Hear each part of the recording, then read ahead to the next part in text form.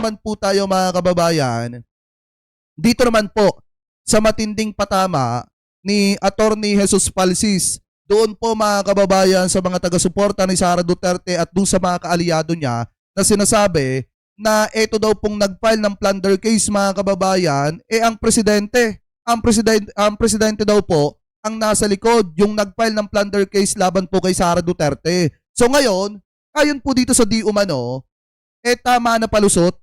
Tama na daw po yung palusot mga kababayan. Sabi po dito, lawyer na si Jesus Palsis, dinismiss daw mga kababayan yung claim ng PDP laban at ng mga taga-suporta ni Sara Duterte o ng pamilyang Duterte na ang presidente na si PBBM daw ang nasa sa likod mga kababayan ng filing ng plunder charge laban daw po kay Sara Duterte. Ayon daw po mga kababayan, tanong daw ni Attorney Jesus Palsis sa mga narrative na ito ng kampo ni Digonggong, katulad po nitong PDP laban, pointing na kung saan sinasabi mga kababayan na si PBBM yung nagpasimula o si PBBM yung nasa sa likod ng pagpapile ng plunder case para gipitin. Ito pong si Sara Duterte at sinasabi pa ng PDP laban na si PBBM ang nasa likod ng lahat. Ito po yung ano dyan, yung sagot dyan mga kababayan ni Attorney Jesus Palsis. Sabi po dito, sabi ng PDP laban, ang NDDS, si PBBM daw ang nag-file ng plunder case versus BP Sara. Ngayon, sabi dito mga kababayan, ito daw pong sina Cielo Magno, Jing Deles, at Father Flavi are BBM critics. Tama na ang palusot, sagutin na lang ang kaso kung may maisasagot. Kasi nga naman, alam naman po talaga natin mga kababayan na si Cielo Magno, yan po ay kritiko po ni PBBM. Di ba? Antay po yan mga kababayan kay Presidente. Yan po ay kritiko po ni Presidente. Ito pong si Jeng Deles at itong si Father Flavi, yan po ay mga kritiko po mga kababayan ni PBBM. Kaya hindi po pwedeng sabihin na ang nasa likod ng pagpapile ng plunder case laban po kay Sara Duterte ay si PBBM. Kasi nga yung mga nag-file naman po ng plunder case laban po kay Sara, mga kritiko po ng ating mahal na presidente. Kaya nga mga kababayan, hindi ko maintindihan dito po sa mga taga-suporta ni Digonggong, lalo na doon sa mga kaalyado niya, dito po sa PDP laban, kung bakit tuwing may problema na lamang etong si Sara Duterte, laging isisisi po kay PBBM.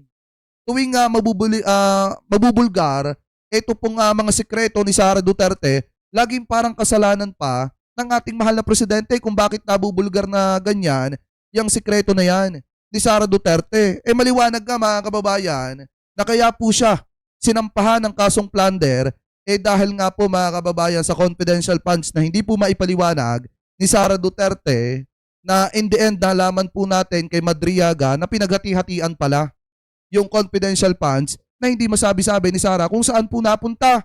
Kaya nga kung tutusin mga kababayan, payo ko lamang po doon sa mga DD-set at mga taga-suporta ni Sara Duterte na tigil-tigalan nyo na ang pagpapahid ng dumi sa ating mahal na presidente dahil unang-una si PBBM nagtatrabaho at walang pakialam ang presidente dyan po sa kasong kinakaharap ni Sara Duterte or dyan sa demanda na kinakaharap ni Sara Duterte. So ngayon mga kababayan, maliwanag naman po ang sinabi dito ni Attorney Jesus Palsis na mga kritiko ni PBBM yung nag-file ng plunder case kay Sara, hindi po ang presidente mismo o mga tauhan ng presidente. Ano po, so ngayon, bukod pa po dyan sa balita na yan, may nakita rin tayong balita mga kababayan na kung saan ito daw pong si Sara Diskaya, umalis na daw po mga kababayan sa NBI. So sabi po dito, umalis na ang kontraktor na si Sara Diskaya sa kustodiya ng Bureau of National Investigation or itong NBI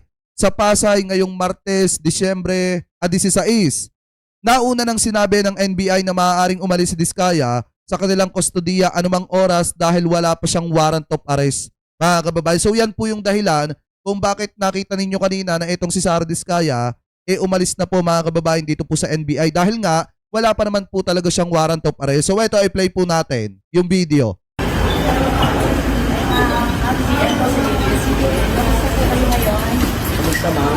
Wala pa rin po yung warrant naman, no? Inaiwan dyan ka na Ma'am, saan daw po kayo pupunta, ma'am? Saan po kayo punta, ma'am? Ma'am, saan kayo pupunta? Yan. Ano na ngayon? 16 na. Ako, naghihintay ako na may senator mamayang malalabsan ng arrest warrant at maaaresto. Naghihintay din ako na malabsan ng arrest warrant itong sina Diskaya, mga kababayan. Kasi 16 na ngayon December 16. Gaya ng sinabi ni Ombudsman Boying Remulla. So, nasa na? Diba? Anyway, tuloy pa natin.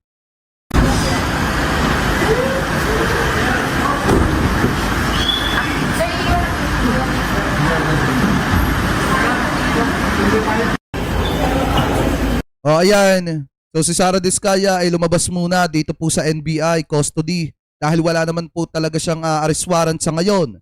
Dahil kung titingnan po natin mga kababayan, siya naman po'y voluntaryong sumuko kahit na wala pa po siyang arrest warrant. So ngayon, once na lumabas po yung arrest warrant po niya, kung gusto niya sumuko, sumuko siya. Pero mga kababayan, kung magtatago na siya, maaaresto at maaaresto naman din po yan. Ano po, so ang balita po na ito ngayon, ang maliwanag pa sa sikat ng araw, na kaya po umalis ng NBI itong si Sara Diskaya, dahil wala pa rin po siyang arrest warrant.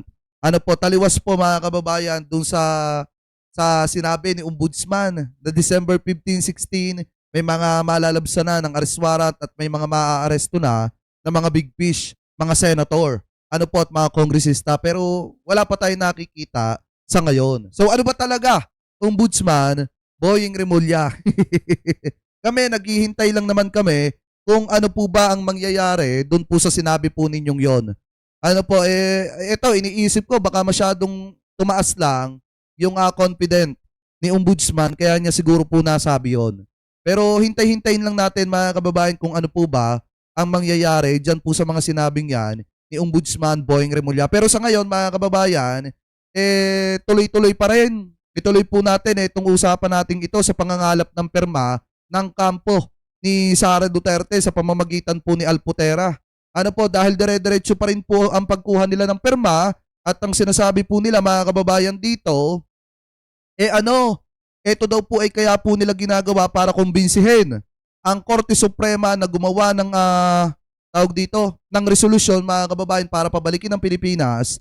Ito pong si dating Pangulong Duterte kahit na imposible na po na mangyari yan. So ngayon, uulitin ko uli, lagi ko naman po itong sinasabi bago po tayo mag-end mga kababayan sa mga live po natin na ano ba talaga, small boy? Kanino ka ba talaga sumusuporta? Sa magandang ginagawa ba ng ating gobyerno o dito pa rin sa mga Duterte na talagang konti na lang mabibisto na lahat ng mga ginagawang hindi maganda ng mga ito. Diba mga kababayan?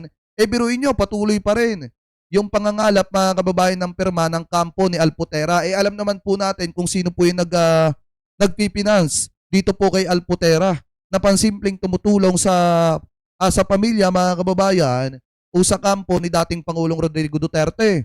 Maliwanag naman sa small boy. So ngayon, ang nakakapagtaka dito, dumidikit-dikit sila sa first family mga kababayan, pero hindi nila mautusan si Alputera na mag-post ng Sara resign. Bagkos, taliwas po dun po sa panawagan natin, utusan si Alputera na mag-post ng Sara resign dahil nga mga kababayan, ang ginagawa po ni Alputera ngayon ay nangangalap ng perma para maiabsuelto itong si Digongong sa posibleng pananagutan po nito pong si Digong. So kayo, mga kababayan, kung kayo ang tatanungin, sa inyong palagay, ano kaya yung purpose kung bakit, bukod sa sinabi natin, sa palagay ninyo, ano pa kaya yung iba pang purpose kung bakit nangangalap sila ng perma? Ano po na sinasabi nilang para daw palabasin etong si Digongong? Comment below na lamang po kung ano po yung masasabi nyo, hingil po dyan. Pero ako ngayon, uulitin ko ulit yung panawagan ko, small boy, kung talagang sinusuportahan mo ang gobyerno ni PBBM, dapat utusan mo si Alputera na mag-post ng Sara resign kasi hindi na naman po talaga nagtatrabaho itong si Sara. Bagkos mga kababayan, ang ginagawa ni Sara Duterte puro pa travel na lamang po. Sayang ang pera ng mamamayang Pilipino. So anyway, mga kababayan, comment below na lamang po kung ano po masasabi nyo hingil sa mga topic na yan na tinalakay po natin.